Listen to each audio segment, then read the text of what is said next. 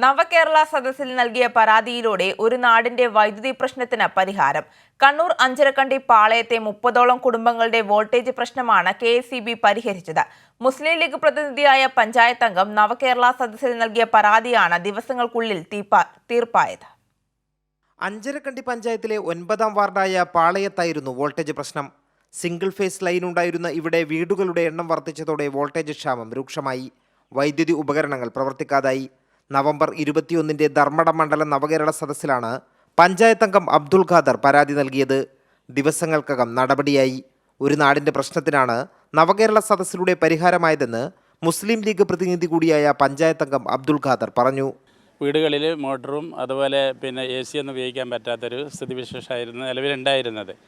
അപ്പോൾ അതിൻ്റെ അടിസ്ഥാനത്തിൽ ഇങ്ങനെ മുഖ്യമന്ത്രി നേരിട്ട് മുഖ്യമന്ത്രി ഈ യാത്രയായിട്ട് ബന്ധപ്പെട്ടിട്ട് അങ്ങനെ നിവേദനം കൊടുക്കുന്ന കൂട്ടത്തിൽ ഞാനവിടെ പണ്ടായി കൺവെൻഷൻ സെൻറ്ററിൽ ഒരു വാർഡ് മെമ്പർ എന്നുള്ള ഉത്തരവാദിത്തം എന്നുള്ള നിലയ്ക്ക് പോയിട്ട് ഈ കാര്യം ഒന്ന് സൂചിപ്പിച്ചിരുന്നു. പെട്ടെന്ന് തന്നെ ഇങ്ങനെ ഒരു റിപ്ലൈ നമുക്കൊരു ആക്ഷൻ ഫലത്തിൽ വന്നതിൽ ഏറെ സന്തോഷമുണ്ടെന്നാണ് ഈ സന്ദർഭത്തിൽ അറിയിക്കാനുള്ളത്.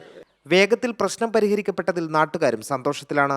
വോൾട്ടേജ് പ്രശ്നം ഉണ്ടായിരുന്നു, പക്ഷേ അതിപ്പം ഈ 3 ഫേസ് വന്നതോടുകൂടി വോൾട്ടേജ് പ്രശ്നം പരിഹരിച്ചുകൊണ്ട് സന്തോഷമുണ്ട്. അത് വളരെ പെട്ടെന്ന് തന്നെ നമ്മളെ സംബന്ധിച്ചിടത്തോളം ഒരു അത്ഭുതമായിരുന്നു.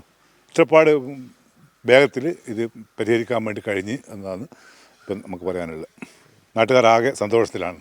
4,53,000 രൂപ ചെലവഴിച്ചാണ് KSEB ചക്കരക്കൽ സെഷൻ മിന്നൽ വേഗത്തിൽ പ്രവൃത്തികൾ പൂർത്തിയാക്കിയത്.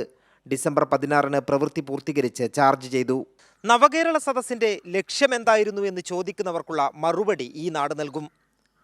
50ഓളം കുടുംബങ്ങളുടെ ഏറെ നാളായുള്ള പ്രശ്നത്തിനാണ് നവകേരള സദസ്സിൽ നൽകിയ പരാതിയിലൂടെ ദിവസങ്ങൾക്കകം പരിഹാരമായത്. കണ്ണൂർ പാളയത്ത് നിന്നും ജയൻ കല്യാശ്ശേരിക്കൊപ്പം M. സന്തോഷ്.